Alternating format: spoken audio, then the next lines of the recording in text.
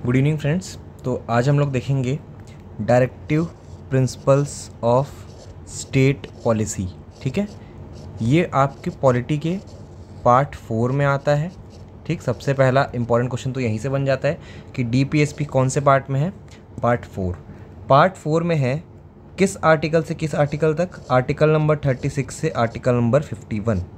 ठीक है, यहाँ पे आपका रहता है directive principle of state policy. अब ये directive principle of state policy है क्या? ठीक है, तो these are the directions to the state. ठीक है, स्टेट मतलब यहाँ पे एमपीसीजी की बात नहीं हो रही है। ठीक है, स्टेट का मतलब है यहाँ पे संसद या विधानसभा। ठीक है, मतलब संसद और विधानसभा ही तो हैं जो कानून बनाते हैं। ठीक है, तो ऐसा कोई भी कानून संसद ना बनाए जो कि फंडामेंटल राइट्स या मूल अधिकारों के अगेंस्ट हो। ठीक है, इसके लिए कुछ डायरेक्शंस दिए गए हैं स्टेट को, उसी को हम कहते हैं directive principle of state policy. ठीक है, अब ये डीपीएसपी का ओरिजिन कहाँ से है? ठीक है, ओरिजिन है इसका आयरलैंड से। ठीक, क्यों है आयरलैंड से? सिंपल से ट्रिक से याद रख लो कि वहाँ की एक महिला थी एनी बेसेंट। ठीक है, जो हमारे देश में आकर हमारी आज़ादी में बहुत साथ दी थी और योगदान दी थी। होम रूल मूवमेंट शुरुआत करने के लिए एक पायनियर थी। ठीक है, तो यहीं से आयरलैंड से आप लिंक कर सकते हैं कि आयरलैंड की थी एनी बेसेंट और उन्होंने ही डीपीएसपी लाने में मदद की। ऐसा आप लिंक करके याद कर सकते हैं।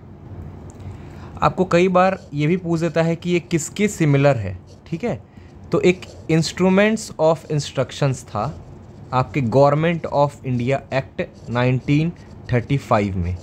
ठीक है, यहाँ से ये लिया गया है। या फिर इसको ऐसा भी पूछ देता है कि डीपीएसपी को इंस्ट्रूमेंट ऑफ इंस्ट्रक्शंस किसने कहा है? तो डॉक्टर BR अम्बेडकर ने। ठीक है, डॉक्टर BR अम्बेडकर द्वारा इंस्ट्रूमेंट ऑफ इंस्ट्रक्शंस कहा गया है किसको? डीपीएसपी को, है ना।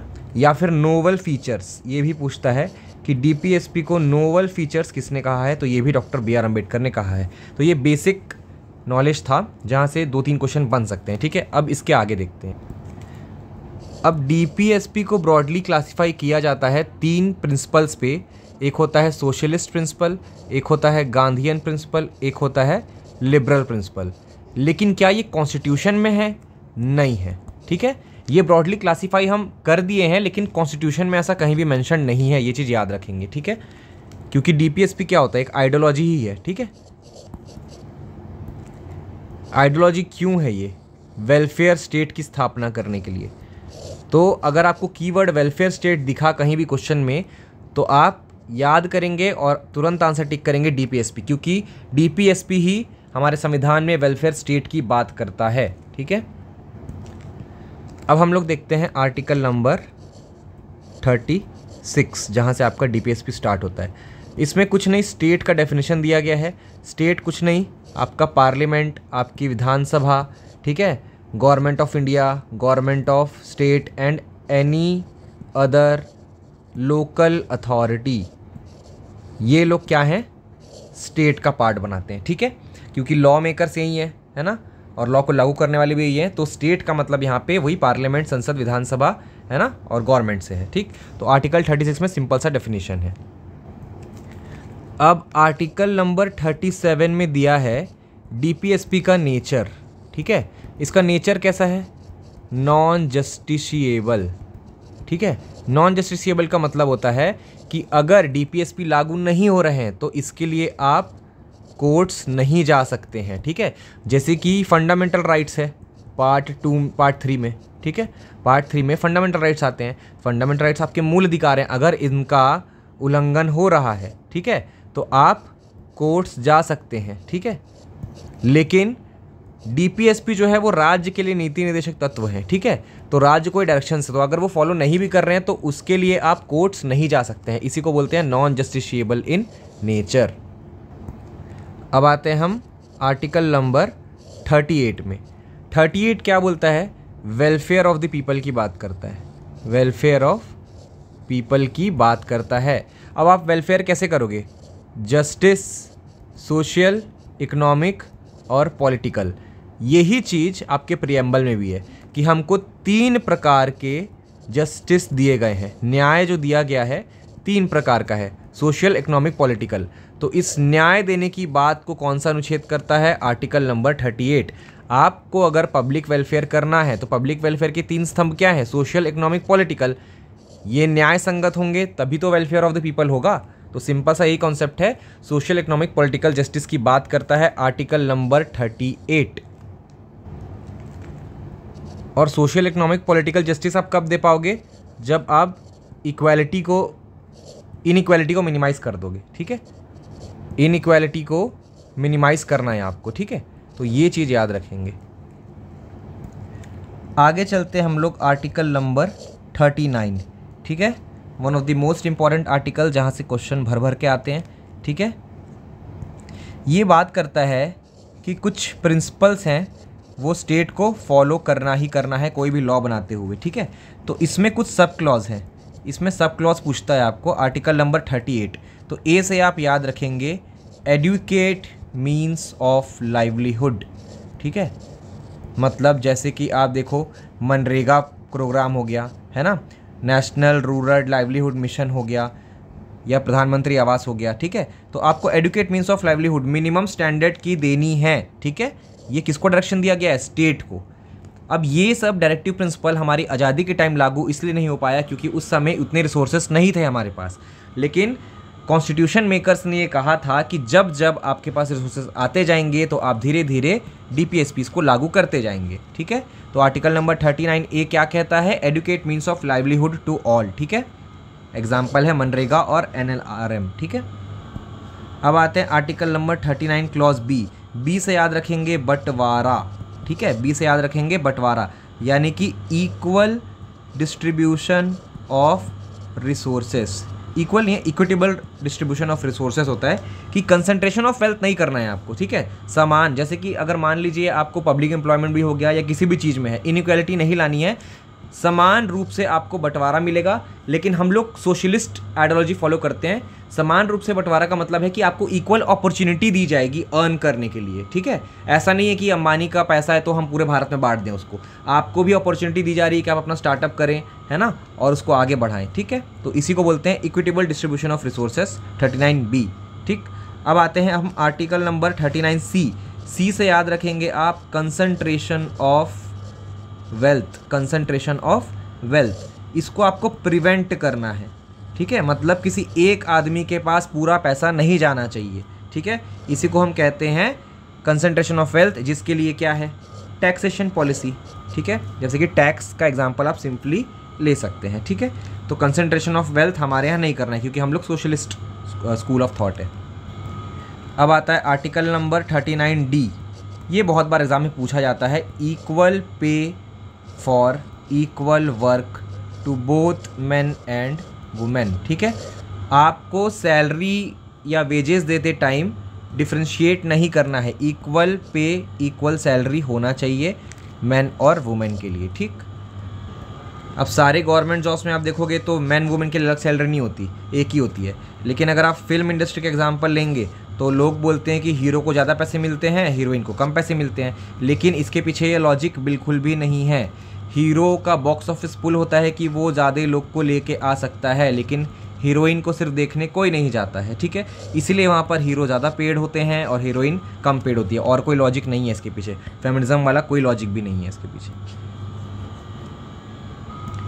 फिर आते हैं आर्टिकल नंबर 39E में। 39E में ये कहता है कि protection of health, protection of health of women and children. ठीक है, तो ये आप कैसे करोगे? सिंपल है, बॉन्डेड लेबर एक्ट हो गया आपके पास, चाइल्ड लेबर प्रोहिबिशन एक्ट हो गया। ठीक है, ये सब एक्ट जो होते हैं वो प्रोटेक्शन ऑफ हेल्थ के लिए है, वुमेन, मेन और चिल्ड्रन के लिए। ठीक है, मेन, वुमेन एंड चिल्ड्रन के लिए। तो इसमें जो एग्जाम पॉइंट ऑफ व्यू से इंपॉर्टेंट है आपके लिए वो ये है 39A।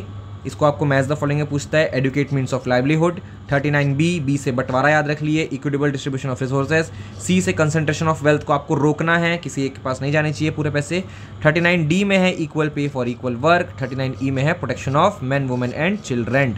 ठीक है, हेल्थ के बेसिस पे। अब आते हैं most favourite question of all PSCs and UPSC exam, organisation of village panchayat. ये एक गांधीयन आइडियोलॉजी है, ठीक है, क्योंकि राम राज्य की बात कौन करता था, गांधी जी, है ना। तो विलेज पंचायत को ऑर्गेनाइज करना है आपको, इसकी बात करता है आर्टिकल नंबर 40, ठीक है, बहुत ही इंपॉर्टेंट आर्टिकल है। तो अगर आपको ऐसा भी लिंक करके पूछे कि पंचायत का ऑर्गेनाइजेशन किस डीपीएसपी में दिया गया था, तो आर्टिकल नंबर 40 में। इसी के बाद ही हमने 73rd एंड 74th अमेंडमेंट किए हैं संविधान में, जिससे पंचायती राज इंस्टीट्यूशन हमारे देश में लागू हुआ है। तो पंचायती राज इंस्टीट्यूशंस कौन से आर्टिकल के अंदर लागू हुआ है, तो याद रखना आर्टिकल नंबर 40। अब आते हैं आर्टिकल नंबर 41 में, ठीक। आर्टिकल नंबर 41 बोलता है right to work and education, right to work and education. फिर से इसमें एग्जांपल ले लो, राइट टू एजुकेशन एक्ट ले लो, ठीक है, मनरेगा का एग्जांपल ले लो। तो ये आर्टिकल नंबर 41 है। अब देख लीजिए, इसके लिए बाध्य नहीं है सरकार, इसके लिए जो क्लॉज ला सकती है, उनके पास अगर रिसोर्सेस हैं तो वो बिल्कुल ला सकती हैं, ठीक है, लेकिन बाध्य नहीं है। अगर आपको काम नहीं मिल रहा तो आप ऐसा कोर्ट में नहीं आ सकते कि मेरे को काम दो करके, ऐसा नहीं होता है, इसीलिए ये डीपीएसपी के अंडर है, ठीक है। फिर आता है आर्टिकल नंबर 42। तो आप याद रखेंगे कि 42 ईयर्स की महिला हैं जो प्रेग्नेंट है, याद रखने के लिए ट्रिक है सिंपल। 42 ईयर्स की महिला है जो कि प्रेग्नेंट है, तो इससे आप याद रखेंगे मैटरनिटी लीव, ठीक है, मतलब ह्यूमन कंडीशन को देखते हुए, है ना, आपको काम करवाना है, ठीक है, जैसे कि ओल्ड एज हो गए या मैटरनिटी लीव हो गई, ये सब एग्जाम, यानी कि ह्यूमन कंडीशन जो है ना, वो ठीक होना चाहिए, ठीक। जैसे कि फैक्ट्री में हो गया या मैटरनिटी बेनिफिट हो गया, ठीक है, जैसे कोई वर्किंग वुमेन है उसको मैटरनिटी लीव देना ही देना है, ठीक है। तो ये क्या है, पहले नहीं था ऐसा, लेकिन अब ये लागू है। तो ये आर्टिकल 42 के अंडर, ठीक है, मैटरनिटी लीव या फिर human condition, working of a human condition, आप ऐसे समझ सकते हैं इस चीज़ को। फिर आर्टिकल नंबर 43 ये कहता है कि डिसेंट लिविंग एंड स्टैंडर्ड, ठीक है, स्टैंडर्ड ऑफ लिविंग।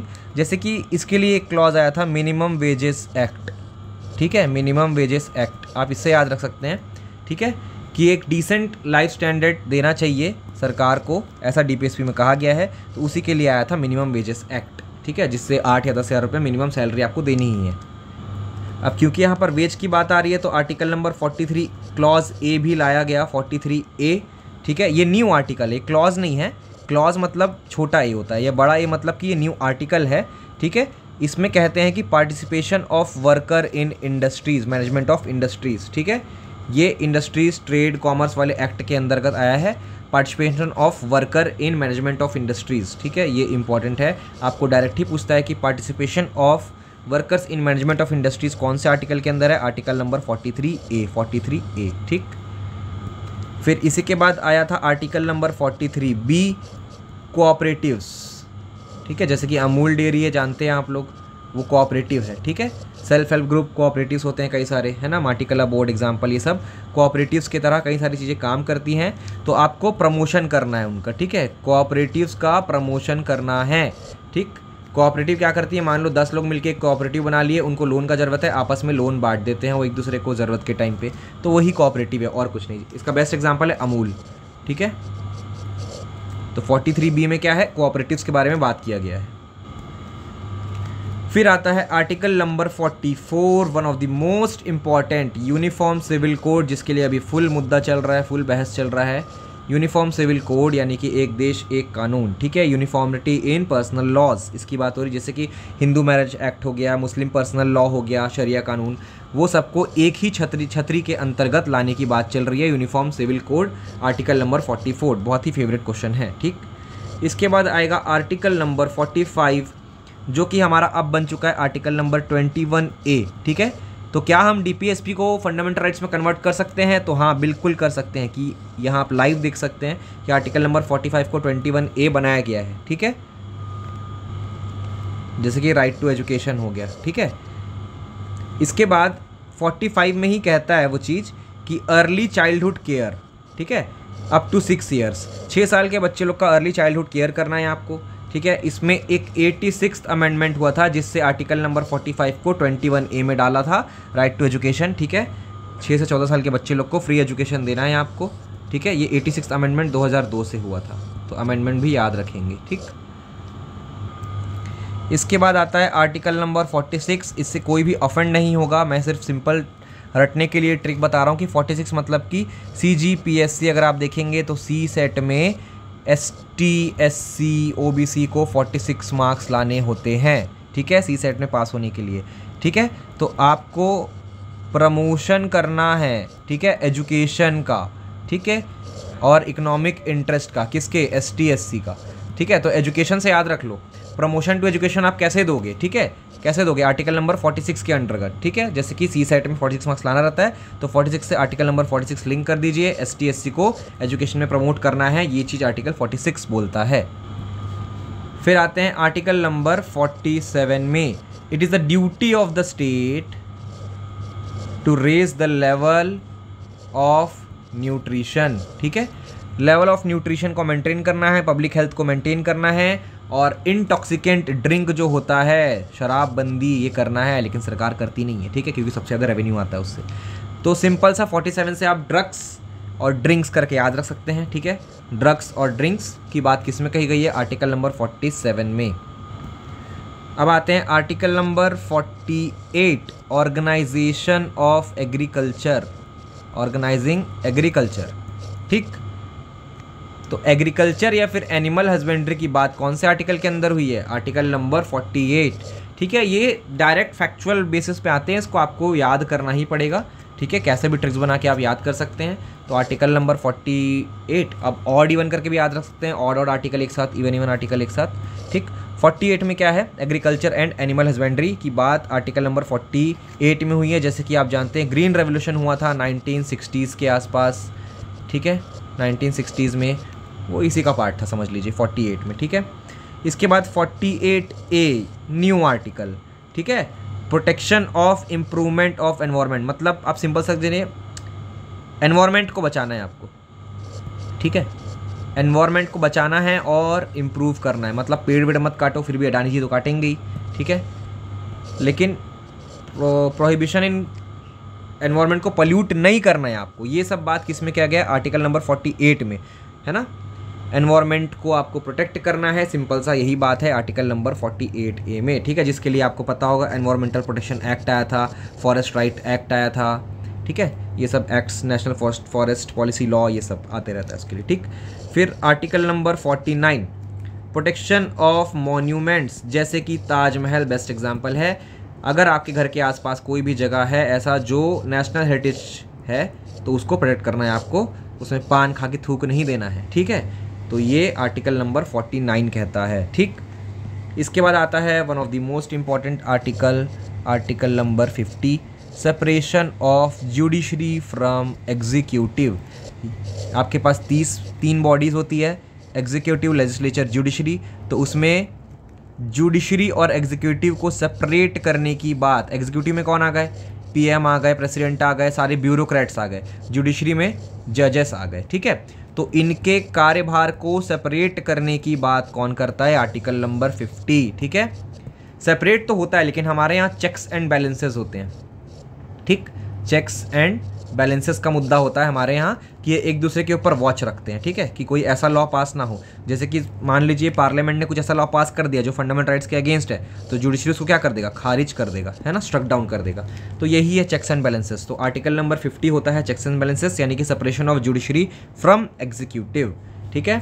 अब आते हैं लास्ट आर्टिकल DPSP के, आर्टिकल नंबर 51, जिसमें आपको देखने मिलेगा इंटरनेशनल रिलेशंस, ठीक है, इंटरनेशनल रिलेशंस। 51 में आप क्या याद रखेंगे, इंटरनेशनल रिलेशंस, जैसे कि इंटरनेशनल पीस एंड सिक्योरिटी आपको मेंटेन करना है, इंटरनेशनल पीस एंड सिक्योरिटी आपको मेंटेन करना है, ठीक है।